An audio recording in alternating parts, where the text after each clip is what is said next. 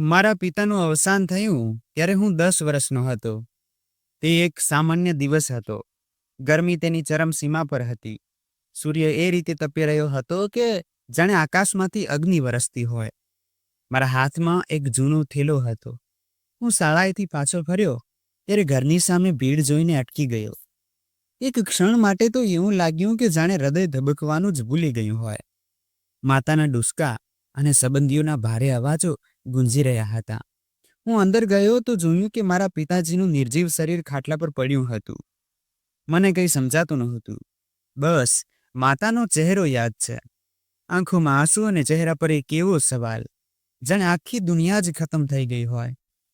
તે દિવસ મારા જીવનનો પહેલો મોટો વળાંક હતો. પિતાનો સાયો માથા પરથી ઉઠી જાય તો બાળપણ ક્યાંક પાછળ છૂટી જાય છે. માતાના આંસુઓમાં મેં મારા બધા સપનાને સમાવી લીધા. પણ માતાએ હાર ન માની. બીજા જ દિવસથી તેમણે લોકોના ઘરોમાં કામ કરવાનું શરૂ કરી દીધું. સૂર્ય ઉગે તે પહેલા જ તે ઘરેથી નીકળી જતી અને રાત્રે અંધારામાં પાછી ફરતી. તેમના હાથની ખરબચડી રેખાઓ તેમની કુરબાનીઓની ગવાહી આપતી હતી. ઘણીવાર માતા થાકી હારી રાત્રે આવીને મારા માથા પર હાથ મૂકતી અને કહેતી, બેટા, અરે મોટો માણસ બનવું છે. અફસર બનીને મારા બધા દુઃખોનો બદલો લેવો છે. હું ચૂપચાપ તેમનો ચહેરો જોતો અને મનોમન કહેતો, માતા, હું તમને ક્યારેય નિરાશ નહીં કરું. અમારું ઘર કાચું હતું. છત પરથી વરસાદમાં પાણી ટપકતું. અમે બંને એક ખૂણામાં સંકોચાઈને બેસી જતા. શિયાળામાં જ્યારે ઠંડી હવા છતની તિરાડોમાંથી અંદર આવતી ત્યારે માતા મને પોતાની શાલમાં લપેટી લેતી અને કહેતી, ઠંડી લાગી રહી છે ને? ધીરજ રાખ, એક દિવસ આ બધું ખતમ થઈ જશે. તેમનો વિશ્વાસ મારામાં આશા બનીને પોસાતો રહ્યો. શાળાએ જવું મારા માટે એક મિશન હતું. હું ક્યારે રજા નહોતો લેતો, ભલે પેટ ખાલી હોય કે જુદા ફાટેલા હોય. વર્ગમાં બધા મને માસ્તરજી કહેતા, કારણ કે હું હંમેશા બધા પ્રશ્નોના સાચા જવાબ આપતો. શિક્ષકો પણ મારી મહેનતથી પ્રભાવિત હતા. ઘણીવાર શાળાના ચોકીદાર કહેતો, બેટા, તું ખરેખર મોટો ઓફિસર બનીશ. તારી આંખોમાં ચમક છે. ગામના બાળકો ઘણીવાર મારી મજાક ઉડાવતા, અરે, ફકીરનો દીકરો શું અફસર બનશે? હું તેમની વાતો પર સ્મિત કરતો, કારણ કે મારા કાન તો માતાની વાતોના આદિ થઈ ચૂક્યા હતા, જેમાં ફક્ત હિંમત હતી. એક દિવસ શાળાએથી પાછા ફરતી વખતે માતાએ કહ્યું, કાલથી હું બીજું કામ પણ કરવા લાગી છું. દિવસે સફાઈ અને સાંજે સિલાઈ. મેં તેમના હાથ જોયા, જેના પર પહેલેથી જ ફોલ્લા હતા. મેં કહ્યું, માતા, રહેવા દો, હું પણ કંઈક કામ કરી લઈશ. માતાએ મારું નાક ખેંચતા કહ્યું, પાગલ, તારું કામ ફક્ત ભણવાનું છે. કામ તો હું કરીશ અને એક દિવસ તું મારું ગૌરવ બનીશ. એ દિવસે મેં પુસ્તકોને સાક્ષી માનીને વચન આપ્યું કે હું ભણવાનું ક્યારેય નહીં છોડું. ઘણી રાતો એવી પસાર થઈ જ્યારે માતા સિલાઈ કરતી રહી અને હું મીણબત્તીના પ્રકાશમાં મારો પાઠ યાદ કરતો રહ્યો. જ્યારે વીજળી જતી રહેતી ત્યારે હું માતાને કહેતો, માતા, આ અંધારું આપણને રોકી ન શકે ને? અને તે કહેતી, ના બેટા, આપણે અંધારા સામે લડતા જાણીએ છીએ. એક દિવસ શાળામાં જ્યારે મારું નામ સૌથી સારા વિદ્યાર્થી તરીકે લેવામાં આવ્યું ત્યારે માતાને બોલાવવામાં આવ્યા. તે એક સાદી ચાદર ઓઢીને આવ્યા હતા. જ્યારે શિક્ષકે જણાવ્યું કે તેમનો દીકરો શાળાનો સૌથી હોશિયાર વિદ્યાર્થી છે, તો માતાની આંખોમાંથી આંસુ વહેવા લાગ્યા. તે રડી રહ્યા હતા, પણ તેમના ચહેરા પર સંતોષનું સ્મિત હતું. તે દિવસે પહેલી વાર મેં પોતાને મજબૂત અનુભવ્યો. એક ખામોશ તાકાત મારા અંદર ઉભરી આવી. મને ખબર હતી કે આ ફક્ત શરૂઆત છે. હજુ ઘણો લાંબો રસ્તો બાકી છે. મેં માતાને કહ્યું, માતા, હું વચન આપું છું કે એક દિવસ હું તમારા બધા દુઃખોનો હિસાબ ચૂકવી દઈશ. તેમણે મારા કપાળે ચૂમ્યું અને કહ્યું, અને હું તે દિવસે સફેદ સાડીને બદલે રંગબેરંગી કપડાં પહેરીશ.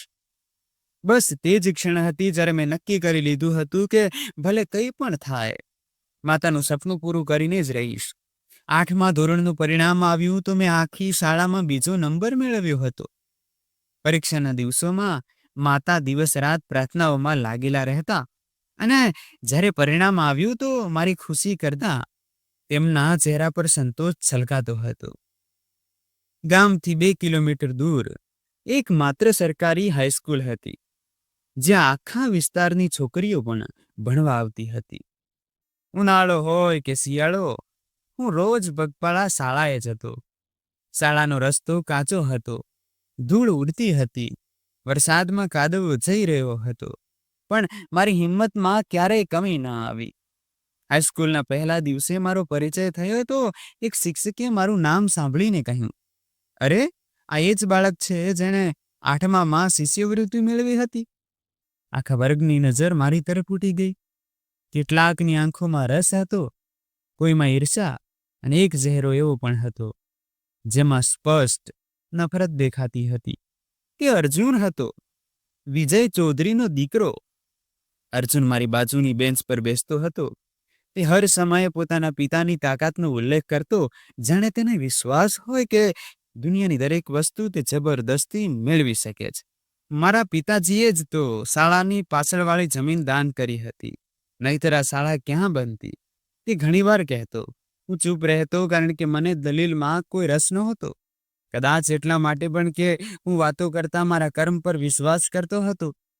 એક દિવસ વિજ્ઞાનના શિક્ષકે પ્રશ્ન પૂછ્યો, પૃથ્વી સૂર્યની આસપાસ કેટલા દિવસમાં એક ચક્કર પૂરું કરે છે?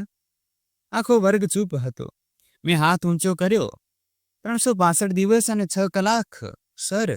શિક્ષકે માથું હલાવ્યું. શાબાશ, બિલકુલ સાચું. અર્જુને ઘૃણાથી મારી તરફ જોયું, જાણે મેં તેની બેઇજ્જતી કરી હોય. તે દિવસ પછી તે ઘણીવાર મારી સાથે ઝઘડવાનો પ્રયાસ કરતો. ક્યારેક જાણી જોઈને મારો રસ્તો રોકતો, ક્યારેક મારા થેલાને ધક્કો મારતો. હું જાણતો હતો તે આવું કેમ કરતો હતો. તેને મારી યોગ્યતાથી નહીં પણ મારા આત્મસન્માનથી નફરત હતી. તેને લાગતું હતું કે તાકાત વગરનો કોઈ છોકરો તેના બરાબર કેવી રીતે ઊભો રહી શકે છે. આ દરમિયાન હું શાળાની દરેક પ્રવૃત્તિમાં ભાગ લેતો રહ્યો. ભાષણ સ્પર્ધાઓમાં મારું નામ આવતું, નિબંધ લેખનમાં મને પુરસ્કારો મળતા. એક દિવસ પ્રિન્સિપાલે મને બોલાવીને કહ્યું, બેટા, તારી મહેનત અમને દેખાઈ રહી છે. અમે તને જિલ્લા સ્તરીય સ્પર્ધામાં મોકલવાનું વિચારી રહ્યા છીએ. એ ક્ષણ મારા માટે ગર્વની હતી. અર્જુન ત્યાં ઊભો બધું સાંભળી રહ્યો હતો. તેનો ચહેરો લાલ થઈ ગયો હતો, પણ તે કંઈ બોલી શક્યો નહીં. શાળાની બહાર પણ વડીલોની તાકાતની ચર્ચા થતી રહેતી હતી. ગામના વડીલો ઘણી વાર કહેતા, વિજય ચૌધરીએ બધું દબાવી રાખ્યું છે, કોઈ તેની સામે બોલી શકતું નથી. એક દિવસ ગામના એક વ્યક્તિનો બળદ વિજય ચૌધરીની જમીનમાં ઘૂસી ગયો. બીજા દિવસે તે બળદ ગાયબ હતો અને તે વ્યક્તિના ચહેરા પર ઈજાના નિશાન હતા. બધા જાણતા હતા કે કોણે કર્યું, પણ કોઈ બોલી શકતું નહોતું. આ જ ઘમંડ અર્જુનના વ્યવહારમાં પણ ઝલકતો હતો. તે સમજતો હતો કે જેના પિતા પ્રભાવશાળી છે, તેને નિયમ, મર્યાદા કે નૈતિકતાની પરવા કરવાની જરૂર નથી પડતી. પણ મારો ઉછેર એવો નહોતો. મેં માતા પાસેથી શીખ્યું હતું કે સચ્ચાઈ, ધીરજ અને મહેનત સામે કોઈ તાકાત ટકી શકતી નથી. મારા જીવનની આગામી પરીક્ષા હજુ બાકી હતી. અર્જુનની ઈર્ષા વધી રહી હતી અને તેના પિતાની તાકાત મારા સપનાના માર્ગમાં એક નવી દિવાલ બનવાની હતી. 9મા ધોરણ પછી મારી આખી એકાગ્રતા એક જ લક્ષ્ય પર હતી. મેટ્રિકમાં એવી રેન્ક મેળવવી છે કે આખા ગામને જવાબ મળી જાય કે અસલી તાકાત જમીનમાંથી નહીં, દિમાગમાંથી આવે છે. દરરોજ, દર રાત બસ આ જ વિચારમાં પસાર થતી. અર્જુન અને તેના જેવા બીજા છોકરાઓના મહેણા, શિક્ષકોની છુપી છુપી પક્ષપાત ભરી દ્રષ્ટિ અને સુવિધાઓની કમી, મેં આ બધાને મારી પ્રેરક શક્તિ બનાવી લીધા હતા. મેટ્રિકની પરીક્ષા સરળ નહોતી, પણ જે કંઈ ભણ્યો હતો તે મને બરાબર યાદ હતું. દરેક પ્રશ્નપત્ર પછી મને સંતોષ થતો કે મેં પૂરો પ્રયાસ કર્યો છે. પરીક્ષા સમાપ્ત થઈ તો જાણે આખા શરીરમાંથી બોજ ઉતરી ગયો. ગામમાં પરિણામની બેચેની ચારેય બાજુ હતી, ખાસ કરીને અમારી શાળામાં. આગામી 2 મહિના મેં માતા સાથે ઘરે વિતાવ્યા. તે મને રોજ આશીર્વાદ આપતી અને હું રોજ શિક્ષક બોર્ડની વેબસાઇટ પર પરિણામની તારીખ જોતો રહેતો હતો. પછી એક દિવસ તે સવાર આવી જ ગઈ. પ્રિન્સિપાલે પોતે મને ફોન કર્યો. અભિનંદન બેટા, તે બોર્ડમાં ટોપ કર્યું છે, આખા જિલ્લામાં પહેલું સ્થાન મેળવ્યું છે. હું થોડી ક્ષણ ચૂપ રહી ગયો. હૃદય જોર જોરથી ધડકવા લાગ્યું. ફોન મૂક્યો અને માતાને જણાવ્યું. તે સદમામાં પડી ગયા. 2 દિવસ પછી શાળામાંથી જણાવવામાં આવ્યું કે મને બોર્ડ તરફથી ₹1,00,000નું ઇનામ અને એક શિલ્ડ મળશે, જે વાર્ષિક પુરસ્કાર સમારોહમાં આપવામાં આવશે. સાથે જ કોલેજ સ્કોલરશીપ પણ પાક્કી થઈ ગઈ હતી. મેં મનોમન વિચારી લીધું કે હવે શહેરમાં જઈને ભણીશ. માતાને સાથે લઈને એક નવું ઘર લઈશ, જ્યાં અમે ઇજ્જતથી જિંદગી જીવી શકીએ. સમારોહના દિવસે મેં મારા સૌથી સારા કપડાં પહેર્યા, જે મારા ગુરુજીએ ભેટમાં આપ્યા હતા. શાળાએ પહોંચ્યો તો વાતાવરણ કંઈક અજીબ લાગ્યું. મને મંચની પાછળ બેસાડવામાં આવ્યો, જ્યાં અન્ય બાળકોના માતા પિતા પણ બેઠા હતા. અર્જુન ક્યાંય દેખાયો નહીં, પણ તેનો નાનો ભાઈ તેજસ પહેલી લાઈનમાં નવા કપડામાં વાળ ઓળાવીને બેઠો હતો, જાણે કોઈ હીરો હોય. કાર્યક્રમ શરૂ થયો. પ્રિન્સિપાલ મંચ પર આવ્યા અને બોર્ડ તરફથી પ્રાપ્ત નિર્દેશો વાંચવા લાગ્યા. આ વર્ષે અમારી શાળાની સિદ્ધિઓ ગૌરવની વાત છે. હું મનમાં વિચારી રહ્યો હતો કે હવે મારું નામ આવશે, મને મંચ પર બોલાવવામાં આવશે. પણ આગામી જાહેરાતે જાણે મારા પગ નીચેથી જમીન ખેંચી લીધી. અમારા હોનહાર વિદ્યાર્થી તેજસ ચૌધરીએ શાળાનું નામ રોશન કર્યું છે અને બોર્ડ તરફથી ₹1,00,000નું ઇનામ અને શિલ્ડ પ્રાપ્ત કરી છે. તાળીઓ વાગવા લાગી. અર્જુન અને તેના પિતા વિજય ચૌધરી મંચ પાસે ઊભા હતા. પ્રિન્સિપાલે શિલ્ડ આપતી વખતે કહ્યું, આ અમારા ગામની શાન છે. મારા કાનમાં શોર ગુંજી રહ્યો હતો. હું ચૂપચાપ બેઠો રહ્યો, જાણે કોઈ સપનું તૂટી ગયું હોય. મેં એક આયોજકને પૂછ્યું, સર, મારું નામ કેમ ન લેવામાં આવ્યું? તેમણે ધીમેથી કહ્યું, નિર્દેશ ઉપરથી આવ્યા છે, અમે કંઈ કરી શકતા નથી. કાર્યક્રમ પૂરો થયો તો બધા બાળકો પોતાના ઇનામો સાથે તસવીરો ખેંચાવી રહ્યા હતા. હું એક તરફ ઊભો તેજસને શિલ્ડ લઈને હસતા જોઈ રહ્યો હતો. અર્જુને મને જોયો અને તિરસ્કાર ભર્યા સ્મિત સાથે કહ્યું, અક્કલ હોય પણ શું ફાયદો જ્યારે બાપ પાસે જમીન ન હોય? બસ તે જ ક્ષણ હતી. હું મંચ પાસે ગયો અને તેજસના મોઢા પર જોરદાર થપ્પડ મારી દીધી. મંચ પર સન્નાટો છવાઈ ગયો. મને કંઈ સમજાયું નહીં અને હું ત્યાંથી ભાગી નીકળ્યો. મારા પગ જાતે જ બસ સ્ટેન્ડ તરફ ઉપડ્યા. કોઈને કંઈ જણાવ્યું નહીં. ખિસ્સામાં તે જ ₹2,000 હતા, જે શાળામાંથી મળ્યા હતા, કદાચ આ જ દિવસ માટે. બસ સ્ટેન્ડ પહોંચ્યો તો પહેલી જ બસ શહેર તરફ જઈ રહી હતી. ટિકિટ લીધી અને બેસી ગયો. મને ખબર નહોતી કે હું ક્યાં જઈ રહ્યો છું કે ક્યાં ઉતરીશ. બસ ચાલતી રહી અને હું બારીમાંથી બહાર જોતો રહ્યો. મારા મનમાં સતત તે જ મંચનું દ્રશ્ય ઘૂમી રહ્યું હતું. એ શિલ્ડ જે મારી હોવી જોઈતી હતી, તે જૂઠા સ્મિત, એ સત્તાનો ખેલ. મારી પાસે ફક્ત એક નાનો થેલો હતો, ₹2,000 અને એક બસ ટિકિટ. પણ દિલમાં આગ હતી. આ બધું મારા માટે નવું ન હતું, પણ આ દગો, આ મારા અસ્તિત્વ પર સીધો હુમલો હતો. હું જાણતો હતો કે જો હું ઘરે પાછો ગયો તો જમીનદારના માણસો મને શોધી કાઢશે, અને જો તેઓ મને પકડી લેતા તો મારા માટે કોઈ રસ્તો બચતો નહીં. હું જાણતો હતો કે હું મારી માંથી દૂર જઈ રહ્યો છું, પણ હવે તેને કંઈક બનીને જ મળીશ. એટલે મેં પાછું વળીને જોયું નહીં. મને ખબર નહોતી કે મંજિલ શું છે. બસ એટલું ખબર હતી, હવે ફક્ત આગળ જવાનું છે.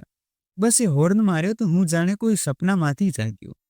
બસ સ્ટેન્ડ પર ભીડ હતી, પણ મારી આંખો ખાલી હતી. મારી બાજુની સીટ પર એક આધેડ વયના વ્યક્તિ બેઠા હતા. માથા પર સફેદ ટોપી, હળવી સફેદ દાઢી અને ચહેરા પર શાંતિનો ભાવ. તેમની નજર મારા ચહેરા પર ટકેલી હતી. થોડીવાર પછી તેમણે નરમાશથી પૂછ્યું, બેટા, ક્યાં જઈ રહ્યો છે? મેં ખભા ઉછાળ્યા. ખબર નથી. તેમણે ફરી પૂછ્યું, ઘરના લોકોની રજા લીધી? મારી આંખોમાંથી ખામોશી વહેવા લાગી. મેં મોઢું ફેરવી લીધું. કદાચ વાત કરવા નહોતો માંગતો. બસ શહેરથી બહાર નીકળી ચૂકી હતી. થોડીવાર પછી તેમણે ફરી કોશિશ કરી, બેટા, હું અજાણ્યો જરૂર છું, પણ તારા ચહેરા પર જે દુઃખ છે તે સ્પષ્ટ દેખાઈ રહ્યું છે. કંઈક કહીશ તો કદાચ હું કંઈક મદદ કરી શકું. તેમનો અવાજ સાચો હતો, કોઈ પણ દેખાડા વગર. હું થોડો ઝૂક્યો અને ધીમા અવાજે તેમને બધું જ કહી દીધું. હું બોલતો રહ્યો, તેઓ સાંભળતા રહ્યા. જ્યારે હું અટક્યો ત્યારે તેઓ થોડી ક્ષણો માટે ચૂપ રહ્યા. પછી બોલ્યા, તું બહુ ખાસ છે. તને કોઈ ઉપરવાળો બચાવી રહ્યો છે. ત્યારે જ આજે તું મારી પાસે આવ્યો છે. મેં કંઈ ન કહ્યું, બસ તેમની તરફ જોયું. મારું નામ સમ્રાટ છે. હું એક સંસ્થા સાથે જોડાયેલો છું. ત્યાં નિરાધાર બાળકો, વૃદ્ધો, મહિલાઓ બધાને આશરો મળે છે. જો તું ઈચ્છે તો હું તને ત્યાં લઈ જઈ શકું છું. મેં ધીમેથી કહ્યું, પણ હું નિરાધાર નથી. સમ્રાટ અંકલે મારી તરફ ઝૂકીને કહ્યું, હું જાણું છું તારી માં છે, તારો ભૂતકાળ છે, પણ જો તું આ બધું જાહેર કરીશ તો તે લોકો તપાસ કરશે અને જે તાકાતોથી તું ભાગ્યો છે તે તને શોધી કાઢશે. હું ચૂપ થઈ ગયો. તેમની વાતમાં સચ્ચાઈ હતી. મેં ધીમેથી હા પાડી. રસ્તામાં એક હોટલ પર બસ ઊભી રહી. સમ્રાટ અંકલ મને નીચે લઈ ગયા. એક સાદી હોટલ હતી, પણ તેમણે મારા માટે પરોઠા અને ઈંડું મંગાવ્યા. ખાઈ લે બેટા, ખાલી પેટે મગજ બરાબર વિચારતું નથી. મેં ધીમે ધીમે કોળિયા ભર્યા. ઘણા સમય પછી પેટમાં કંઈક ગયું હતું. સાંજ ઢળવા લાગી હતી. જ્યારે બસ શહેરમાં પ્રવેશી, તેઓ મને લઈને એક ટેક્સીમાં બેઠા. હું બારીની બહાર જોતો રહ્યો. અજાણી ઇમારતો, રોશનીની ગમગમાટ, ભીડ, બધું જ નવું હતું. થોડી વાર પછી ટેક્સી એક સફેદ ઇમારત સામે ઊભી રહી. દરવાજા પર લખ્યું હતું, સુધા ફાઉન્ડેશન, જરૂરિયાતમંદોનું કેન્દ્ર. એટલે ટેક્સીવાળાએ પૈસા આપ્યા અને મારો હાથ પકડીને અંદર લઈ ગયા. રિસેપ્શન પર એક મહિલા બેઠી હતી. સમ્રાટ અંકલે કહ્યું, આ બાળક નિરાધાર છે, રસ્તા પર મળ્યો છે. ઘણું સમજાવ્યું પણ કંઈ કહી નથી રહ્યો. મહિલાએ મારી તરફ જોયું, પછી રજિસ્ટર કાઢ્યું અને કહ્યું, નામ બોલ. સમ્રાટ અંકલે મારી તરફ જોઈને ઈશારો કર્યો. ખોટું નામ લખાવી દે. મેં થોડી વાર વિચાર્યું અને વિહાન લખાવ્યું. એ પછી તેઓ મને વોર્ડનના હવાલે કરી ગયા. જતી વખતે અંકલે મને એક ચિઠ્ઠી આપી. આ મારો નંબર છે. જો કંઈ થાય અથવા કોઈની સાથે વાત કરવી હોય તો ફોન કરજે અને ચિંતા ન કરતો. હું તારી માં સુધી તારા સમાચાર પહોંચાડી દઈશ. તે તને શોધી લેશે અથવા હું તેને લઈ આવીશ. મેં ચિઠ્ઠીને ખિસ્સામાં જાણે કોઈ ખજાનો હોય તેમ રાખી. આભાર અંકલ. તેઓ હસ્યા. આભાર પછી કહેજે, પહેલા પોતાની જાતને સંભાળ. ફાઉન્ડેશનનું વાતાવરણ ખૂબ શાંતિદાયક હતું. હોટેલની અંદર ઘણા રૂમ હતા. દરેક રૂમમાં 3-4 છોકરા રહેતા હતા. મારા રૂમમાં બીજા 2 છોકરા હતા, ધીરજ અને સમીર. બંને મારી જ ઉંમરના હતા. સમીર થોડો તોફાની હતો, ધીરજ ભણવામાં હોશિયાર. નવો છે? ક્યાંથી આવ્યો? સમીરે તરત પૂછ્યું. આમ તેમથી, મેં જવાબ આપ્યો. આપણે બધા આમ તેમથી જ આવ્યા છીએ ભાઈ. હવે તો આ જ ઘર છે. બીજા દિવસે મને થોડા નવા કપડાં, પથારી અને એક નોંધણી કાર્ડ આપવામાં આવ્યું. સાથે જ એક કાઉન્સેલિંગ સેશન પણ રાખવામાં આવ્યું, જેથી મારી માનસિક સ્થિતિને સમજી શકાય. મેં બસ એટલું જ કહ્યું કે મારે ભણવું છે, બાકી બધું પછીની વાત છે. ફાઉન્ડેશનના પ્રમુખ સર માધવે મને બોલાવીને કહ્યું, અમે તને સરકારી કોલેજમાં એડમિશન અપાવી રહ્યા છીએ. ફાઉન્ડેશનની ગાડી તને લઈ જશે. બસ તું મહેનત કરજે. મેં માથું હલાવીને હા પાડી. જિંદગી એક નવા વળાંક પર આવી ગઈ હતી. આ જગ્યા મારી જૂની ઓળખ છીનવીને મને એક શાંતિ આપી રહી હતી. ન અહીં કોઈ અર્જુન હતો, ન કોઈ મોટા માણસનો દીકરો. અહીં બધા સમાનતાથી જીવતા હતા. રાત્રે રૂમમાં મેં ચિઠ્ઠી કાઢી. સમ્રાટ અંકલનો નંબર હતો. થોડી વાર તેને જોતો રહ્યો. દિલ થયું કે ફોન કરું, પણ પછી વિચાર્યું કે કદાચ તેમને સમય જોઈએ. મેં મારી જાતને વચન આપ્યું, અહીંથી હું એ જ બનીશ જે મારી માં ઈચ્છતી હતી. પણ આ વખતે કોઈનો અહેસાન લીધા વગર. તે રાત્રે ઘણા દિવસો પછી મને શાંતિની ઊંઘ આવી. ફાઉન્ડેશનમાં આ દિવસો એક શિસ્ત હેઠળ પસાર થતા હતા. દરેક વસ્તુનો એક નિશ્ચિત સમય હતો. સવારની શરૂઆત પૂજાપાઠ અને નાસ્તાથી થતી. પછી જે છોકરાઓ સ્કૂલ કે કોલેજ જતા, તેમના માટે વાહનની સુવિધા હતી. હું પણ જલ્દી જ તે દિનચર્યાનો ભાગ બની ગયો. જે કોલેજમાં મારું એડમિશન થયું, તે શહેરની પ્રખ્યાત સરકારી સંસ્થાઓમાંની એક હતી. અહીં આવવું મારા માટે કોઈ સપના જેવું હતું, કારણ કે પહેલી વાર હું એવા ક્લાસમાં બેસવા જઈ રહ્યો હતો જ્યાં સંસાધનોની કોઈ કમી નહોતી. કોલેજના પહેલા દિવસે જ મારી મુલાકાત બલવીર સાથે થઈ. તે મારાથી 1 વર્ષ સિનિયર હતો અને ફાઉન્ડેશનમાં જ રહેતો હતો. તું નવો છે? જી, વિહાન નામ છે મારું. બલવીર. કંઈ પણ જોઈતું હોય તો સંકોચ વગર કહેજે. આ કોલેજ પહેલા દિવસે થોડી ડરાવણી લાગે છે, પણ આદત પડી જાય છે. બલવીરની મદદથી મને શરૂઆતના દિવસોમાં ઘણી રાહત મળી. ક્લાસ શરૂ થયા ત્યારે મેં અનુભવ્યું કે અહીં સ્પર્ધા ખૂબ જ અઘરી છે, પણ મને તેનો સામનો કરવામાં મજા આવવા લાગી.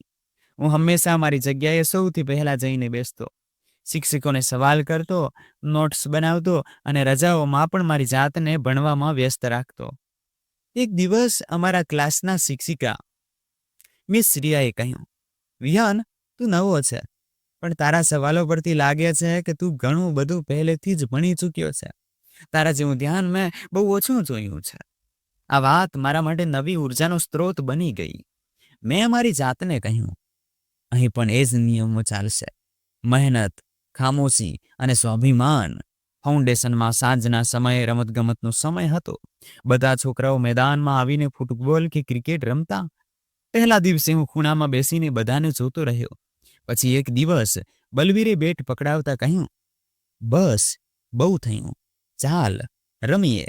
અહીં માત્ર ભણવાથી મગજ થાકી જાય છે. થોડો શ્વાસ લેતા પણ શીખ. ત્યારે મને ખ્યાલ આવ્યો કે અહીં માત્ર માથું છુપાવવાની જગ્યા નથી, જિંદગી જીવવાની રીત પણ શીખવામાં આવે છે. સમીર, જે મારી સાથે રૂમમાં રહેતો હતો, તે અવારનવાર મજાક કરતો, યાર, તું તો વિદ્યાર્થી નહીં, કોઈ ગુપ્ત રોબોટ લાગે છે. દરેક સમય ભણવાનું જ ભણવાનું. હું હસી દેતો, બસ તું રમતમાં સારો છે, હું પુસ્તકોમાં. જિંદગીમાં કોઈ ને કોઈ મેદાનમાં તો સારું હોવું જોઈએ ને. આ એક મહિના પછી જ મેં મારા વર્ગમાં શાનદાર પ્રદર્શન કરવાનું શરૂ કરી દીધું. કેટલાક વિષયોમાં મેં બધાને પાછળ છોડી દીધા. કોલેજના મિત્ર વિશાલે મને એક ખાનગી અભ્યાસ જૂથમાં સામેલ કર્યો, જ્યાં વિદ્યાર્થીઓને વિશેષ માર્ગદર્શન મળતું હતું. ફાઉન્ડેશનમાં શુક્રવારની સાંજે એક સત્ર થતું, જેમાં બધા વિદ્યાર્થીઓ આખા અઠવાડિયાની પ્રગતિ, સમસ્યાઓ કે પ્રશ્નો રજૂ કરતા. તે દિવસે મેં પહેલી વાર બોલવાનો નિર્ણય કર્યો. મારું નામ વિહાન છે. હું અહીં છેલ્લા 1 મહિનાથી છું. હું બસ એટલું જ કહેવા માંગુ છું કે જો કોઈને લાગે કે તે પાછળ રહી ગયો છે, તો યાદ રાખજો, આગળ નીકળવા માટે દોડ શરૂ કરવી જરૂરી છે.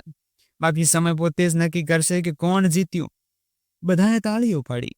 સર માધવે મારા ખભા પર હાથ મૂકીને કહ્યું, વિહાન, તું માત્ર અહીંના બાળકો માટે જ નહીં, બહારની દુનિયા માટે પણ એક ઉદાહરણ બની શકે છે. આ વાક્ય મારા દિલમાં બેસી ગયું. હવે મારી દુનિયા બદલાઈ ચૂકી હતી અને હું મારી જાતને તેનો ભાગ અનુભવવા લાગ્યો હતો. રાત્રે મોડે સુધી હું લાઇબ્રેરીમાં બેસીને વાંચતો, સમીર નસકોરા બોલાવતો અને ધીરજ હોમવર્ક લખતા લખતા સૂઈ જતો. અમારા બધાની જિંદગી અલગ હતી, પણ એક જ છત નીચે નવી આશાઓ સાથે જીવી રહ્યા હતા. જિંદગી ઝડપથી આગળ વધી રહી હતી. મને ખ્યાલ પણ ન આવ્યો કે અહીં આવ્યાને 6 મહિના વીતી ગયા હતા. હવે હું માત્ર જીવતો નહોતો, જીવવાની રીત પણ શીખી રહ્યો હતો. ફાઉન્ડેશનમાં 6 મહિના વીતી ગયા હતા. દિવસો પોતાની રીતે ચાલતા. કોલેજની દિનચર્યા, સત્રો, સમીરની મસ્તી, ધીરજની નોટ્સ પાછળની ભાગદોડ અને લાઇબ્રેરીની શાંતિ. આ બધું મારા રોજિંદા જીવનનો હિસ્સો બની ગયું હતું. પણ કેટલાક સવાલો એવા હોય છે જે બહારની શાંતિમાં પણ ખલેલ પહોંચાડે છે. જેમ કે દિલના કોઈ ખૂણામાં છુપાયેલો એક સવાલ, શું માને મારા સમાચાર મળ્યા હશે કે નહીં? મેં ઘણી વાર ચિઠ્ઠીમાંથી સમ્રાટ અંકલનો નંબર કાઢ્યો, વાંચ્યો, પાછો વાળ્યો અને પછી ખિસ્સામાં મૂકી દીધો. ક્યારેક ફોન કરવાની હિંમત ન કરી શક્યો. ક્યારેક લાગતું કે કદાચ તેઓ વ્યસ્ત હશે. ક્યારેક વિચારતો કે હજુ યોગ્ય સમય નથી આવ્યો. પણ એક સાંજે જ્યારે હું લાઇબ્રેરીથી પાછો ફર્યો, ત્યારે દિલ બેચેન હતું. ન સમીરની વાતોમાં રસ પડ્યો, ન ખાવામાં કોઈ સ્વાદ આવ્યો. મેં આખરે ફોન કાઢ્યો અને રૂમની બહાર આવીને સીડીઓ પર બેસી ગયો. નંબર ડાયલ કર્યો. ઘણી સેકન્ડ સુધી ઘંટડી વાગતી રહી. પછી કોઈ પુરુષે ફોન ઉપાડ્યો. હેલો, નમસ્કાર, શું હું સમ્રાટ અંકલ સાથે વાત કરી શકું છું? બીજી બાજુ થોડીવાર શાંતિ છવાયેલી રહી. પછી એક ધીમો અવાજ આવ્યો. બેટા, તમે કોણ? હું વિહાન બોલી રહ્યો છું. એ છોકરો જેને તેમણે 6 મહિના પહેલા ફાઉન્ડેશનમાં દાખલ કરાવ્યો હતો. થોડીવાર સુધી બીજી બાજુ ફક્ત શ્વાસનો અવાજ સંભળાયો. પછી તેઓ બોલ્યા, બેટા, હું તેમનો પિતરાઈ ભાઈ બોલી રહ્યો છું. સમ્રાટભાઈનું તો એ જ દિવસે નિધન થઈ ગયું હતું, જ્યારે તેઓ તને ત્યાં છોડીને પાછા ફરી રહ્યા હતા. મારા હાથમાંથી ફોન પડતા પડતા રહી ગયો. મેં ફરીથી ફોન કાન પર લગાવ્યો. શું મતલબ? કયા દિવસે? તે જ દિવસે સાંજે જ્યારે તેઓ દિલ્હીથી પાછા ફરી રહ્યા હતા ત્યારે તેમની ગાડીનો અકસ્માત થઈ ગયો હતો.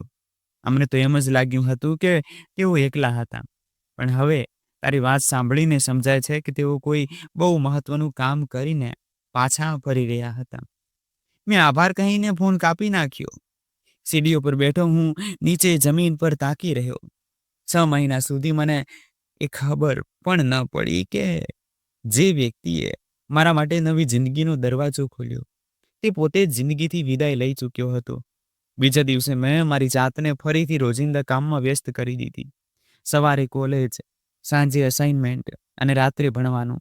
મેં સમ્રાટ અંકલ માટે દુઆ કરવાનું શરૂ કરી દીધું. તેમના માટે મારા દિલમાં એક કાયમી જગ્યા બની ગઈ હતી. પણ મને ખબર હતી કે હવે અટકવું મારા હાથમાં નથી. તે અઠવાડિયે મારી મહેનતથી બધા સંતુષ્ટ હતા.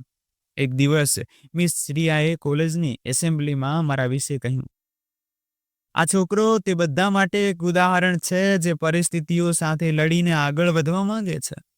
આ શબ્દો મારા માટે કોઈ ઇનામ નહોતા, પણ એક બહુ મોટી હિંમત જરૂર હતા. ફાઉન્ડેશનના પ્રમુખ સર માધવે મને તેમની ઓફિસમાં બોલાવ્યો. વિહાન, તારી કોલેજ તરફથી એક પત્ર આવ્યો છે. તને બોર્ડ સ્તરની નિબંધ લેખન સ્પર્ધામાં પ્રતિનિધિત્વ કરવા માટે પસંદ કરવામાં આવ્યો છે. તારે તૈયારી કરવી પડશે. સર, હું સંપૂર્ણ રીતે તૈયાર છું. આ જ જુસ્સો જોઈએ.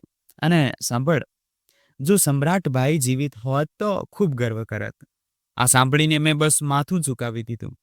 હવે તેમનો ઉલ્લેખ મારા માટે એક સાથે શાંતિ અને ખામોશીનું કારણ બની ગયો હતો. મેં નિબંધ લેખન માટે વિષય પસંદ કર્યો. હિંમત પરિસ્થિતિ કરતાં મોટી હોય છે. આ એ જ વાક્ય હતું જે સમ્રાટ અંકલની આંખોમાંથી તે દિવસે ઝલકતું હતું જ્યારે તેમણે મને પહેલી વાર બસમાં જોયો હતો. સ્પર્ધા મુંબઈમાં હતી. આ પહેલી વાર હતું જ્યારે હું આટલા મોટા હોલમાં હજારો બાળકો વચ્ચે બેઠો હતો. જ્યારે માઇક પર મારું નામ બોલાયું ત્યારે મારા હૃદયના ધબકારા તેજ થઈ ગયા. મેં સ્ટેજ પર જઈને નિબંધ વાંચ્યો. થોડી ક્ષણો માટે શાંતિ છવાઈ ગઈ. પછી તાળીઓનો ગડગડાટ ગુંજી ઉઠ્યો. પાછા ફર્યા પછી ફાઉન્ડેશનમાં બધાએ મારું સ્વાગત કર્યું. સર માધવે મને ગળે લગાવીને કહ્યું, બેટા, તું માત્ર અહીંનો જ નહીં, આખા શહેર માટે આશા બની ગયો છે. મેં વિચાર્યું, જો સમ્રાટ અંકલ હોત તો કદાચ એમ ન કહે.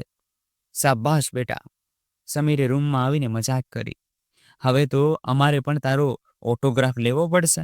ધીરજ બોલ્યો, ભાઈ, એટલો બધો પણ ના ઉડતો, નહીતર પંખા સાથે અથડાઈ જઈશ.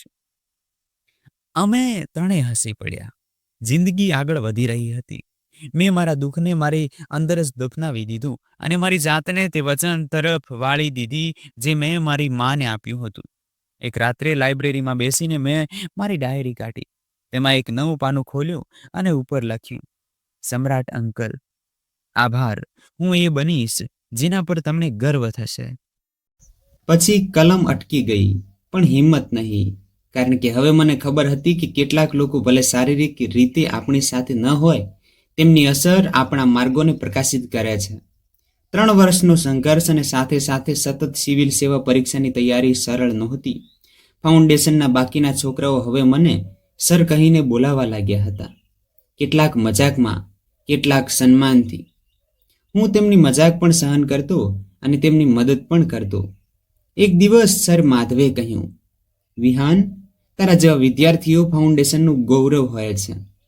જ્યારે તું સિવિલ સેવા પરીક્ષા પાસ કરીશ ત્યારે અમારું બોર્ડ તારી તસવીર લગાવીને કહેશે, આ જ એ છે જે અહીંથી ઉડાન ભરીને ગયો હતો. મેં હસીને કહ્યું, સર, ઉડવા માટે પાંખો જ પૂરતી છે, બસ મોસમ સાથ આપે. સિવિલ સેવા પરીક્ષાનો સમય આવી ગયો. હું સંપૂર્ણ રીતે તૈયાર હતો. પ્રશ્નપત્રો સહેલા નહોતા, પણ દરેક વિષયમાં મારી મહેનત દેખાઈ રહી હતી. પરીક્ષા દરમિયાન ફાઉન્ડેશનની આખી ટીમ મારા માટે વિશેષ દુઆઓમાં લાગી ગઈ હતી. સમીરે મજાક કરતા કહ્યું, યાર વિહાન, જો તું પાસ થઈ ગયો તો અમે તો તારી સુરક્ષામાં જોડાઈ જઈશું. ના ભાઈ, તારા માટે તો ખાસ દરવાજો રાખીશ. જ્યારે ઈચ્છા થાય ત્યારે આવી જજે. મેં હસતા હસતા જવાબ આપ્યો. પરીક્ષા પછીના મહિનાઓ રાહ જોવામાં વીત્યા. મેં મારી જાતને ભણવામાં વ્યસ્ત રાખી, જેથી બેચેની ન સતાવે. અને પછી એ દિવસ આવ્યો જેની હું વર્ષોથી રાહ જોઈ રહ્યો હતો. સિવિલ સર્વિસ પરીક્ષાનું પરિણામ જાહેર થવાનું હતું. હું કમ્પ્યુટર સામે બેઠો હતો. હાથ ધ્રુજી રહ્યા હતા, દિલ તેજીથી ધડકી રહ્યું હતું. સ્ક્રોલ કરતા કરતા જ્યારે મારો રોલ નંબર દેખાયો ત્યારે એક ક્ષણ માટે આંખો ઝાંખી થઈ ગઈ. પાસ. આ માત્ર એક શબ્દ હતો, પણ તેની પાછળ વર્ષોની ભૂખ, પરસેવાની ભીંજાયેલા પાના અને માની શાંત પ્રાર્થનાઓ હતી. માધવ સરે જ્યારે આ સમાચાર સાંભળ્યા ત્યારે તેઓ ઓફિસમાંથી બહાર આવ્યા અને બધાને ભેગા કરીને કહ્યું, આજે આપણો વિહાન આસિસ્ટન્ટ કમિશનર બની ગયો છે. તાળીઓ, અભિનંદન, ગળે મળવું, બધું જ કોઈ ફિલ્મી દ્રશ્ય જેવું લાગી રહ્યું હતું. સમીરે તરત જ કહ્યું, હવે કહે, સંબંધ ક્યાંથી શોધવાનો છે? ધીરજે ટોકતા કહ્યું, પહેલા અમને પાર્ટી આપ, બાકી બધું પછી. નિમણૂક પત્ર, પોસ્ટિંગ લેટર હાથમાં આવ્યો ત્યારે પહેલી નજરમાં કંઈ ખાસ અનુભવાયો નહીં, પણ જેવું જિલ્લાનું નામ વાંચ્યું, દિલની ગતિ તેજ થઈ ગઈ. આ એ જ વિસ્તાર હતો જ્યાં મારું ગામ હતું, એ જ જગ્યા જ્યાં મારું બાળપણ માટીમાં વીત્યું, પુસ્તકોમાં સચવાયું અને સપનાઓમાં ઢળ્યું. હવે હું ત્યાં સરકારી ગાડીમાં જઈ રહ્યો હતો, એક અધિકારી તરીકે. ડ્રાઈવરે પાછળ ફરીને પૂછ્યું, સર, ગામ તરફ પણ જવું છે? મેં સંક્ષેપમાં કહ્યું, હા. મુખ્ય રસ્તાથી ડાબી બાજુનો રસ્તો તો હું ઓળખતો હતો, પણ દ્રશ્ય ઘણું બદલાઈ ગયું હતું. ક્યાંક પાકો રસ્તો બની ગયો હતો, ક્યાંક નવી ઇમારતો ઊભી હતી, પણ કેટલાક ચહેરા, કેટલાક ખેતરો, કેટલાક વૃક્ષો એવા હતા જેમણે સમય સામે ઘૂંટણ નહોતા ટેકવ્યા.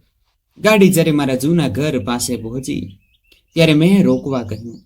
નીચે ઉતરીને જમીન પર નજર કરી. એક કાચું ઘર હવે માટીનો ઢગલો બની ચૂક્યું હતું. દિવાલો ગાયબ હતી, માત્ર થોડી અડધી પડેલી ઈંટોની હારમાળા બાકી હતી. જાણે કોઈ શાંત સાક્ષી આપી રહ્યું હોય કે અહીં ક્યારેક કોઈએ જીવતા શીખ્યું હતું. હું થોડી વાર ત્યાં જ ઊભો રહ્યો. હવા બિલકુલ શાંત હતી.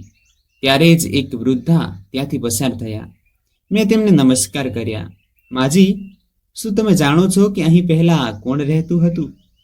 તેમણે ધ્યાનથી મારી તરફ જોયું અને પછી બોલ્યા, આ એ જ ઘર છે જ્યાં પેલી છોકરી અને તેનો દીકરો રહેતા હતા. છોકરો બહુ હોશિયાર હતો.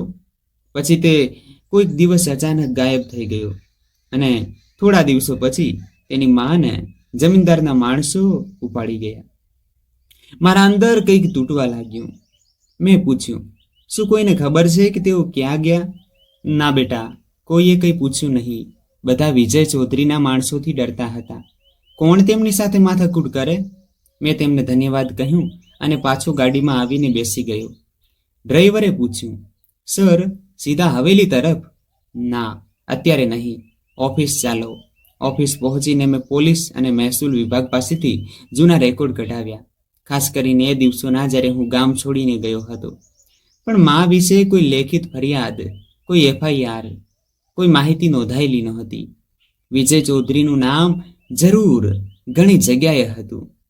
જમીનોના વિવાદ, અપહરણની ગૂંચવણોમાં, પણ માનો ઉલ્લેખ ક્યાંય નહોતો. મેં એક વિશ્વાસપાત્ર ઇન્સ્પેક્ટરને બોલાવીને કહ્યું, વિજય ચૌધરી અને તેના દીકરાઓની દરેક ગતિવિધિ પર ગુપ્ત નજર રાખો. તેમના નોકરો, સંપર્કો, બધા પર. 2 દિવસ પછી મેં ગામનો સત્તાવાર પ્રવાસ કર્યો. બધી યુનિયન પરિષદોને બોલાવવામાં આવી.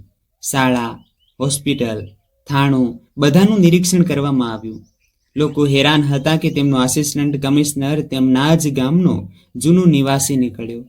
સમારોહ પછી એક વડીલ મારી પાસે આવ્યા. બેટા, તું એ જ છે ને જેને બધા કહેતા હતા કે બોર્ડમાં નંબર લાવશે? જી બાબાજી, એ જ છું. માની કંઈ ખબર પડી? હું શાંત થઈ ગયો.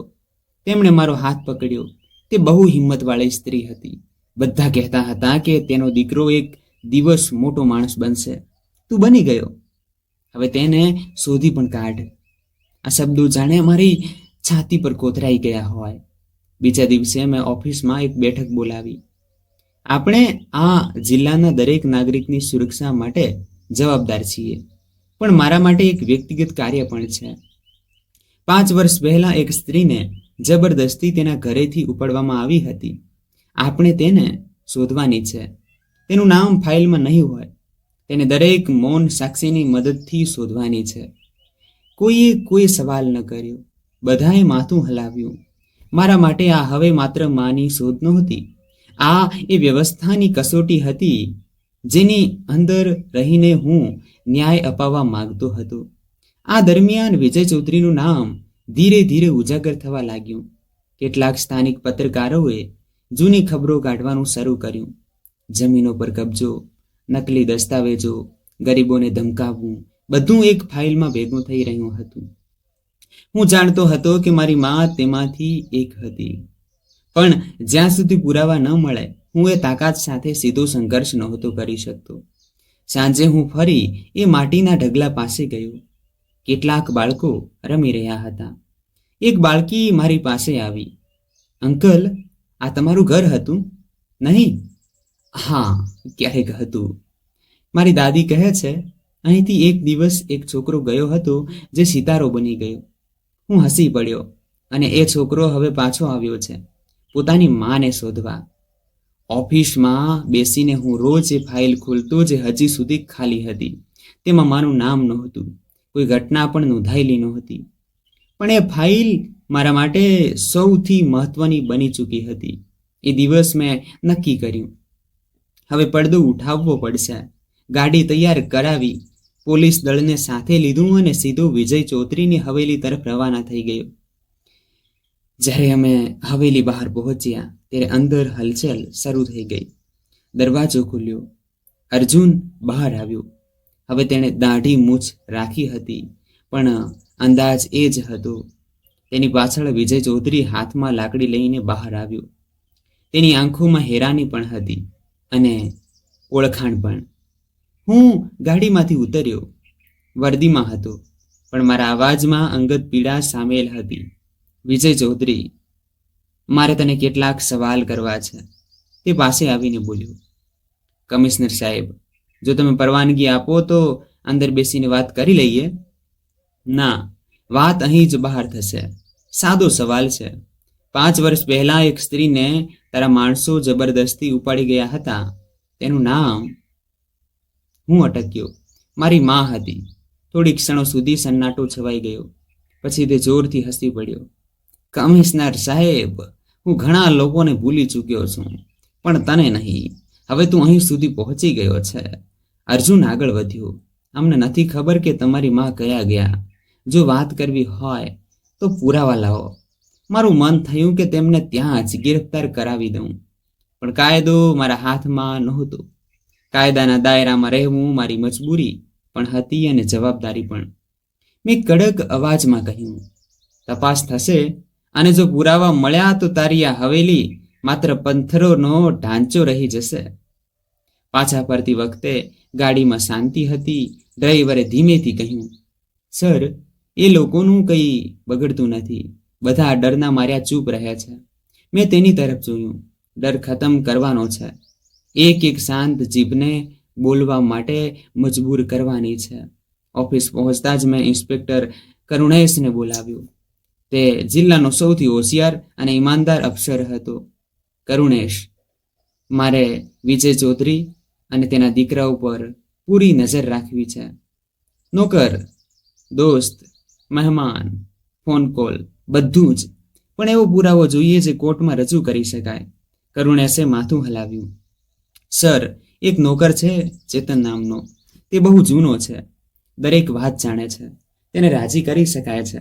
મેં ફાઇલ ખોલી. કામ શરૂ કરો.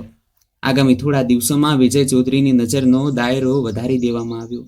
ફોન રેકોર્ડ થવા લાગ્યા. હવેલીની આસપાસ સાદા કપડામાં સિપાહીઓ તૈનાત કરવામાં આવ્યા. હું પોતે રોજ રિપોર્ટ જોતો, પણ હજી સુધી કંઈ ખાસ હાથ લાગ્યું નહોતું. એક દિવસ ઇન્સ્પેક્ટર કરુણેશે માહિતી આપી. સર, ચેતને પૈસા લઈ લીધા છે. વાતચીત થઈ છે. તે કંઈ કહેવા તૈયાર છે, પણ તેને સુરક્ષા જોઈએ છે. તેને સાક્ષીની જેમ સુરક્ષા આપો અને જે કંઈ તે જાણે છે તેને રેકોર્ડ કરો. સર, તેણે કહ્યું છે કે તમે પોતે સાંભળો. આ મામલો તમારા માટે વ્યક્તિગત છે. એ જ રાત્રે એક ગુપ્ત સ્થળે મારી ચેતન સાથે મુલાકાત થઈ. તે ધ્રુજી રહ્યો હતો, પણ આંખોમાં શરમ હતી. સાહેબ, હું બધું જ જાણું છું. એ સ્ત્રી તમારી માં છેલ્લા 5 વર્ષથી કેદ છે, સાંકળોમાં. ક્યારેક હવેલીના પાછલા ઓરડામાં, ક્યારેક ફાર્મ હાઉસના ભોયરામાં. મારું દિલ કંપી ઉઠ્યું, પણ મેં મારી જાતને સંભાળી. કેમ? કારણ કે તે તમારી માં હતી. અર્જુનને ડર હતો કે તમે પાછા ફરશો અને તેમની હાજરી તમારી હિંમતને તાકાત આપશે. એટલે તેણે તેમને છુપાવી રાખ્યા. હવે ક્યાં છે? હમણાં ફાર્મ હાઉસમાં હતા, પણ ગયા અઠવાડિયે જગ્યા બદલવામાં આવી છે. અર્જુન કહે છે, હવે તમે શક્તિશાળી થઈ ગયા છો, એટલે તે ક્યારેય તેમને સામે નહીં લાવે. મેં ઇન્સ્પેક્ટર તરફ જોયું. આ બધું રેકોર્ડ થઈ રહ્યું છે ને? જી સર. બીજા દિવસે મેં કોર્ટમાંથી ગુપ્ત વોરંટ મેળવ્યા. ફાર્મ હાઉસ પર દરોડાની તૈયારી શરૂ થઈ. મને ખબર હતી કે આ સરળ નહીં હોય. આ રમત હવે માત્ર તાકાતની નહીં, પણ પુરાવાની હતી. એ જ સાંજે મને માહિતી મળી.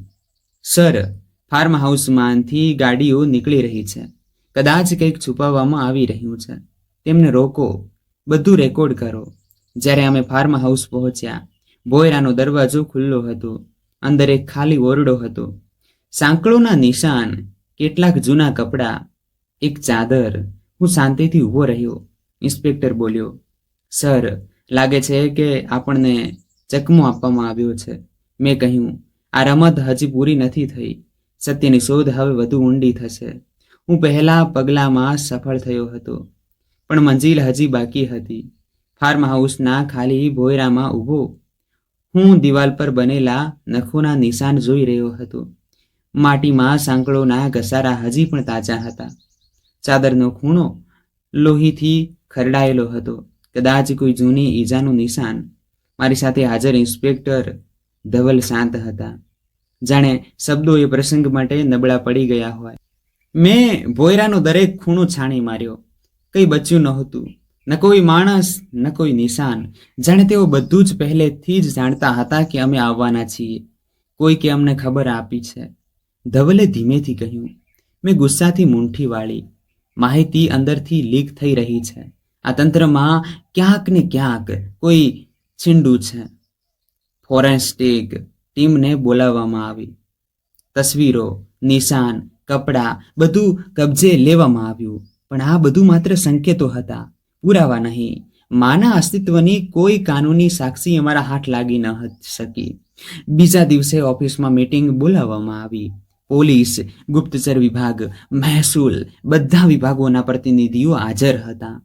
મુદ્દો એ છે કે આપણે એક એવી મહિલાની શોધમાં છીએ જે એક શક્તિશાળી વ્યક્તિના કબજામાં રહી છે. આપણી પાસે કેટલીક સાક્ષીઓ છે, કેટલાક આંશિક પુરાવા પણ વારંવાર ઓપરેશનની નિષ્ફળતાથી સરકારની પ્રતિષ્ઠા પર સવાલ ઉઠી શકે છે. બધાએ સંમતિ દર્શાવી કે નજર વધુ કડક કરવામાં આવશે. સાંજે મેં ચેતનને ફરીથી બોલાવ્યું. આવું કેવી રીતે બની શકે કે તેઓ આટલી જલ્દી બધું સમેટીને ગાયબ થઈ જાય? ચેતને જવાબ આપ્યો, સાહેબ, તેઓ બધું પહેલેથી નક્કી કરીને રાખે છે. 3 જગ્યાએ કેદખાના છે.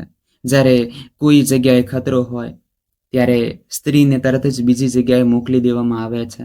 હવે ક્યાં લઈ ગયા છે ખબર નથી સાહેબ, પણ નાના ચૌધરીના નોકરોમાંથી એક કંઈક જાણે છે. શરત એ છે કે તેને પૈસા અને સુરક્ષા જોઈએ છે. તેની સુરક્ષાની વ્યવસ્થા કરો. આ વખતે આપણે ખાલી હાથે પાછા નથી ફરવાનું. મેં બીજા દિવસે મીડિયાનો પણ સંપર્ક કર્યો, પણ કોઈ ખબરમાં માનો ઉલ્લેખ થઈ શકે તેમ નહોતો. માત્ર એટલું જ કહેવામાં આવ્યું કે જિલ્લા પ્રશાસન માનવાધિકારોના ગંભીર ઉલ્લંઘન પર કાર્યવાહી કરી રહ્યું છે. આનાથી વધુ કહેવું કાયદાકીય રીતે યોગ્ય નહોતું. ઘણા દિવસો વીતી ગયા, માનો કોઈ સુરાગ મળ્યો નહીં. ફાર્મ હાઉસ પર ફરીથી દરોડા માટે કોર્ટમાંથી પરવાનગી લેવામાં આવી, પણ વિજય ચૌધરીએ પહેલેથી જ નવો સ્ટે ઓર્ડર મેળવી લીધો હતો. હવે તે ખુલ્લેઆમ રમવા લાગ્યો હતો. વિસ્તારના 2 પત્રકારોને ધમકીઓ આપવામાં આવી. એક વકીલ, જેણે અમારી અરજી તૈયાર કરી હતી, તેના પર ખોટો કેસ દાખલ કરવામાં આવ્યો. ઓફિસમાં બેઠો હું જૂની ફાઇલો ફેરવી રહ્યો હતો. ત્યારે ઇન્સ્પેક્ટર ધવલ અંદર આવ્યો. સર, જે માણસનો ચેતને ઉલ્લેખ કર્યો હતો તે મળી ગયો છે. નામ છે સુધીર. તે પહેલા હવેલીની પાછળ કામ કરતો હતો. ક્યાં છે? નીચે બેઠો છે. ડરેલો છે. ઉપર મોકલો. સુધીર અંદર આવ્યો. કપડાં માટીથી ખરડાયેલા, નજર નીચે, અવાજ ધ્રુજતો. સાહેબ, મેં પોતે જોયા છે એ સ્ત્રીને. ગયા મહિને ફાર્મ હાઉસની પાછળ ગાડીમાં નાખવામાં આવ્યા હતા. તેઓ ચીસો પાડી રહ્યા હતા. સાંકળોમાં બંધાયેલા હતા. ચહેરો જોયો? હા સાહેબ. જૂનો દુપટ્ટો ઉડી રહ્યો હતો, પણ ચહેરો મેં યાદ રાખ્યો. તારી ગવાહી નોંધવામાં આવશે. સાહેબ, મારી પત્ની અને બાળકો છે. મારા જીવને ખતરો છે. તને પૂરી સુરક્ષા આપવામાં આવશે. હવે એક છેલ્લી વાત કહે. હવે તેઓ ક્યાં છે? કહે છે કે તેમને શહેર નજીકના જંગલમાં એક નવા ગોડાઉનના ભોયરામાં છુપાવવામાં આવ્યા છે. એ જગ્યા બહુ ગુપ્ત છે. એ જ રાતે ગુપ્તચર ટીમે પુષ્ટિ કરી કે એ સ્થાન એક સબ ઇન્સ્પેક્ટરના નિયંત્રણમાં છે અને ત્યાં દિવસ રાત સુરક્ષા તૈનાત છે. પણ તે કોઈ બીજા નામે નોંધાયેલું છે, એટલે ઔપચારિક કાર્યવાહી સરળ નહોતી. મેં યોજના તૈયાર કરી. આ વખતે દરોડો માત્ર કાનૂની નહીં, પણ ગુપ્ત પણ થશે. પોલીસની વર્દી નહીં, સામાન્ય કપડાં. રાતનો સમય, પૂરી શાંતિ. બીજા દિવસે ટીમ તૈયાર થઈ. 8 સંપૂર્ણ પ્રશિક્ષિત સભ્યો. સુધીર પણ સાથે હતો, જેથી તે સ્થાનની પુષ્ટિ કરી શકે. પણ બરાબર એ જ વખતે ખબર આવી.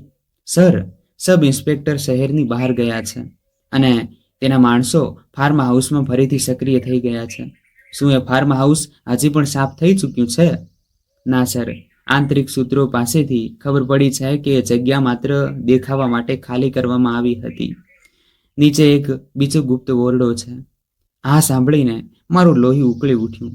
આજ રાત્રે ત્યાં જ જઈશું અને આ વખતે જમીન ખોદી નાખીશું, પણ ખાલી પાછા નહીં આવીએ. આ વખતે દિલમાં સંકલ્પ પણ હતો અને ગુસ્સો પણ. અત્યાચારનો પડદો ફાટવાનો હતો. હવે તે વધુ સમય છુપાવી શકે તેમ ન હોતા. માં, હું આવી રહ્યો છું. જંગલ પાસેના ફાર્મ હાઉસની ખોદકામ, નજર અને અઠવાડિયાઓની મહેનત છતાં કોઈ નિર્ણાયક સફળતા ન મળી. ઘણા દરોડા પાડ્યા, ઘણી જગ્યાઓ જોઈ, પણ દરેક વખતે કાં તો ખાલી ઓરડા મળ્યા અથવા એવા પુરાવા જે કોર્ટમાં ટકી શકે તેમ નહોતા. હું દિવસ રાત ઓફિસ, બેઠકો અને ગુપ્તચર રિપોર્ટ્સમાં ગૂંચવાયેલો રહ્યો, પણ પરિણામ શૂન્ય. એક દિવસ બપોરે મારી ઓફિસમાં એક સાદું પરબીડિયું મળ્યું, જેના પર માત્ર એક પંક્તિ લખેલી હતી. આ પત્ર તેને ન્યાયની પહેલી સીડી છે જે વર્ષોથી કેદ છે. પરબીડિયું ખોલ્યું. અંદર એક પત્ર અને એક નાનું મેમરી કાર્ડ હતું. પત્ર સ્પષ્ટ હિન્દીમાં લખાયેલો હતો, કદાચ કોઈ ભણેલી ગણેલી છોકરીનો. માનનીય કમિશનર સાહેબ, હું મારું નામ જાહેર નથી કરી શકતી કારણ કે હું હજી પણ કેદમાં છું, પણ જે અત્યાચાર મારી સાથે થયો તે કહેવું મારું કર્તવ્ય છે. મને વિજય ચૌધરીએ તેના દીકરા અર્જુન દ્વારા પ્રેમ જાળમાં ફસાવીને હવેલી બોલાવી. લગ્નનું વચન આપવામાં આવ્યું, પણ લગ્ન તેના માનસિક રોગી નાના દીકરા સાથે કરાવી દેવામાં આવ્યા. 3 વર્ષથી હું એ બંને બાપ દીકરીના હાથે શારીરિક અત્યાચારનો શિકાર રહી છું. દરેક રાત એક નવો નરક બની જતી હતી. હું જાણું છું કે આ બધું માત્ર મારી સાથે નથી થયું. એ જ હવેલીમાં એક બીજી સ્ત્રી પણ કેદ છે, સાંકળોમાં, શાંત પણ જીવંત. તેના વિશે બધું જ એ મેમરી કાર્ડમાં છે. જો ન્યાય જીવંત હોય તો આ પહેલું પગલું હશે. કૃપા કરીને મોડું ન કરશો. એક કેદી આત્મા. મેં તરત જ મેમરી કાર્ડ લેપટોપમાં નાખ્યું. ફાઇલો ખુલવા લાગી. વિડીયો, ઓડિયો ક્લિપ્સ, તસવીરો, બધું જ સ્પષ્ટ હતું. એક વિડીયોમાં અર્જુન એક સ્ત્રી પર હિંસા કરતો દેખાઈ રહ્યો હતો. બીજા વિડીયોમાં વિજય ચૌધરી એક યુવાન છોકરીને ધમકાવી રહ્યો હતો. તેમના ચહેરા, અવાજ બધું જ સ્પષ્ટ હતું. મેં તરત જ પોલીસ કમિશનરને બોલાવ્યા. સર, મારી પાસે પુરાવા છે. હવેલીમાં મૌન, ઉત્પીડિત, જબરદસ્તી, લગ્ન અને ગેરકાયદેસર કેદના નક્કર પુરાવા. કમિશનરે ફાઇલ જોઈ, વિડીયો જોયો અને તરત જ કહ્યું, રેડનો આદેશ આપવામાં આવી રહ્યો છે. આ વખતે કોઈ નહીં બચે. બીજા દિવસે સવારે 5:30 વાગ્યે ટીમ તૈયાર હતી. હવેલીને ચારે બાજુથી ઘેરી લેવામાં આવી. મુખ્ય દરવાજો તોડ્યા પછી સૌથી પહેલા અંદરના ઓરડાઓની તલાશી લેવામાં આવી. અર્જુન તે સમયે એક ઓરડામાં એક છોકરી સાથે હતો, નશાની હાલતમાં. છોકરીની હાલત બહુ ખરાબ હતી. અર્જુનને તરત જ ગિરફ્તાર કરવામાં આવ્યો. તે વિરોધ કરતો રહ્યો, પણ ગિરફ્તારી પૂરી થઈ. બીજા ઓરડામાં વિજય ચૌધરી સોફા પર બેઠો હતો, જાણે પહેલેથી બધું જાણતો હોય. મારા વકીલને ફોન કરો, આ બધું રાજનીતિ છે. મેં તેની તરફ જોયું અને કહ્યું, આ રાજનીતિ નથી, આ ન્યાય છે. વિજય ચૌધરી અને અર્જુન બંનેને હાથકડી લગાવવામાં આવી. હવેલીની પૂરી તલાશી શરૂ થઈ. સ્ટોર રૂમની પાછળ એક નાનો દરવાજો મળ્યો, જેના પર તાળું મારેલું હતું. દરવાજો તોડવામાં આવ્યો. નીચે સીડીઓ હતી. ભોયરામાં અંધારું હતું, પણ ટોચની રોશનીમાં દિવાલો પર સાંકળોના નિશાન, ઉજરડા અને જૂના કપડાં દેખાયા. એક ખૂણામાં એક સ્ત્રી અર્ધબેહોશીની હાલતમાં બેઠી હતી. ચહેરો કરમાઈ ગયો હતો. આંખો નીચે ઊંડા કાળા કુંડાળા હતા, પણ ચહેરો જાણીતો લાગ્યો. હું આગળ વધ્યો. માં? તેમણે આંખો ખોલવાનો પ્રયત્ન કર્યો, પણ ઓળખાણના કોઈ સંકેત નહોતા. મહિલા પોલીસે તેમને તરત જ ઉઠાવ્યા અને એમ્બ્યુલન્સમાં શિફ્ટ કર્યા. હું બહાર આવ્યો તો મીડિયા ભેગું થઈ ચૂક્યું હતું. કેમેરા, માઇક, સવાલોનું ગુંજારવ. સર, શું આ એ જ કેસ છે જેના પર તમે ઘણા દિવસોથી કામ કરી રહ્યા હતા? જી, અને આ તો માત્ર શરૂઆત છે. પોલીસે નિવેદન બહાર પાડ્યું. જિલ્લા પ્રશાસને સફળ કાર્યવાહીમાં વિજય ચૌધરી અને તેના દીકરાને હિરાસતમાં લીધા છે. હવેલીમાંથી એક છોકરીને છોડાવવામાં આવી છે અને અન્ય પુરાવાઓના આધારે નવા તથ્યો સામે આવ્યા છે. સાંજે મેં હોસ્પિટલ જઈને માને જોયા. તેઓ હજુ પણ શાંત હતા. યાદશક્તિ પાછી નહોતી આવી, પણ તેઓ જીવંત હતા. મેં તેમનો હાથ પકડ્યો. માં, હવે હું આવી ગયો છું. હવે તમને કોઈ કેદ નહીં કરી શકે. એ જ ક્ષણે મને લાગ્યું કે આ એ જ પહેલી રોશની છે જેની હું વર્ષોથી રાહ જોઈ રહ્યો હતો. અત્યાચારનો પડદો ફાટી ચૂક્યો હતો. હવે ન્યાયનું કિરણ પૂરો પ્રકાશ બનીને ફેલાવવાનું હતું. હોસ્પિટલના વોર્ડ નંબર 7ની બારીમાંથી સવારનો પ્રકાશ અંદર આવી રહ્યો હતો. મા પથારી પર ચૂપચાપ સૂતા હતા. તેમની આંખો ખુલ્લી હતી, પણ કોઈ એક બિંદુ પર સ્થિર, જાણે સામેની દુનિયા સાથે તેમનો કોઈ સંબંધ બચ્યો ન હોય. હું રોજ જઈને તેમની પાસે બેસતો, તેમનો હાથ પકડતો, વાતો કરતો, પણ ચહેરા પર કોઈ પ્રતિક્રિયા નહોતી આવતી. ડૉક્ટરે જણાવ્યું, માનસિક આઘાત બહુ ઊંડો છે. વર્ષોની કેદ, શારીરિક યાતના, મૌન અને એકલતાએ મગજ પર અસર કરી છે. સમય લાગશે, પણ આશા છે. તમે સતત સંપર્કમાં રહો. પરિચિત ચહેરા, અવાજો, જૂની વાતો, આ બધું યાદશક્તિ પાછી લાવવામાં મદદ કરશે. હું રોજ એ જ કિસ્સાઓ સંભળાવતો જે તેઓ મને બાળપણમાં સંભળાવતા હતા. માં, યાદ છે એ દિવસ જ્યારે છત ટપકી રહી હતી અને આપણે બંને ખૂણામાં લપાઈને બેઠા હતા? કોઈ જવાબ નહોતો આવતો, પણ હું હાર માનતો નહોતો. તમે કહેતા હતા, એક દિવસ મોટો અફસર બનશે મારો દીકરો. એ જ દિવસ આવી ગયો છે. માં, વિજય ચૌધરી અને તેના દીકરા પર કેસ કોર્ટમાં હતો. બધા પુરાવા, વિડીયો, સાક્ષીઓ અને છોકરીની ગવાહીએ કેસને મજબૂત બનાવી દીધો હતો. મીડિયામાં આ કેસ ન્યાયનો દાખલો બની ચૂક્યો હતો. કોર્ટે વિજય ચૌધરી અને અર્જુનને આજીવન કેદની સજા સંભળાવી. બાકીના દોષિતોને પણ અલગ અલગ સજાઓ મળી. હવેલી અને ફાર્મ હાઉસ સહિત બધી સંપત્તિ જપ્ત કરી લેવામાં આવી અને સરકારી દેખરેખ હેઠળ લઈ લેવામાં આવી. પણ મારા માટે સૌથી મોટી જીત હજી બાકી હતી. માનું હસવું, માની યાદશક્તિનું પાછું આવવું, તેમનું પોતાના દીકરાને ઓળખવું, એ જ મારી સાચી સફળતા હતી. ડૉક્ટરે સૂચન આપ્યું કે માને માનસિક હોસ્પિટલના વિશેષ વોર્ડમાં શિફ્ટ કરવામાં આવે, જ્યાં તેમની સતત દેખરેખ રાખી શકાય. મેં તરત જ પરવાનગી આપી દીધી. ત્યાંનું વાતાવરણ શાંતિપૂર્ણ હતું. માનસિક ઉપચાર, થેરાપી સત્રો, બધું જ વ્યવસ્થિત હતું. એક દિવસ મનોચિકિત્સકે મને અલગ બોલાવીને કહ્યું, અમે એક ઉપાય અજમાવવા માંગીએ છીએ. જો હવે અમે માને તેમની જૂની જગ્યાઓ પર લઈ જઈએ, એ દ્રશ્યો બતાવીએ જેની સાથે તેમના જીવનની ભાવનાઓ જોડાયેલી હતી, તો કદાચ તેમની યાદશક્તિને એક ઝટકો લાગે. મેં કહ્યું, હું તૈયાર છું. આવતા અઠવાડિયે વિશેષ પરવાનગી સાથે માને ગાડીમાં બેસાડવામાં આવ્યા. તેઓ ચૂપ હતા, પણ તેમની આંખો બારીમાંથી બહાર જરૂર જોઈ રહી હતી. મેં ગાડીએ માટીના ઢગલા પાસે રોકી, જ્યાં અમારું જૂનું કાચું ઘર હતું. માં, જુઓ, આ એ જ જગ્યા છે જ્યાં તમે મારા માટે દિવસ રાત મહેનત કરી હતી. આ એ જ છત હતી જેની નીચે આપણે વરસાદથી બચતા હતા. મેં ખિસ્સામાંથી એ જૂનો રૂમાલ કાઢ્યો જે મેં તેમના માટે પહેલી વાર ખરીદ્યું હતું, જેને હું વર્ષોથી સાચવીને રાખ્યો હતો. યાદ છે માં, આ મેં સ્કૂલની શિષ્યવૃત્તિમાંથી તમારા માટે લીધો હતો. અચાનક તેમના હાથમાં હલચલ થઈ. આંખોમાં ભેજ તરવરવા લાગ્યો. હોઠ સહેજ હલ્યા. બેટા, હું થાકીને તેમના ચહેરા તરફ ઝૂક્યો. માં, તમે મને ઓળખ્યો? તેમણે મારો ચહેરો પકડીને કહ્યું, તું મારો વિહાન છે? નહીં. મારા શબ્દો ગળામાં અટવાઈ ગયા. મેં તેમના કપાળને ચૂમ્યું. હા માં, હું જ છું, તમારો વિહાન. હોસ્પિટલ પાછા આવ્યા પછી તેમની સારવાર ચાલતી રહી, પણ હવે તેઓ ચૂપ, ખાલી આંખોવાળી સ્ત્રી નહોતા રહ્યા. હવે તેઓ બોલતા હતા, મને ઓળખતા હતા અને દરરોજ મને ખૂબ બધી દુઆઓ આપતા હતા. થોડા અઠવાડિયા પછી તેમની તબિયત ઘણી સુધરી ગઈ હતી.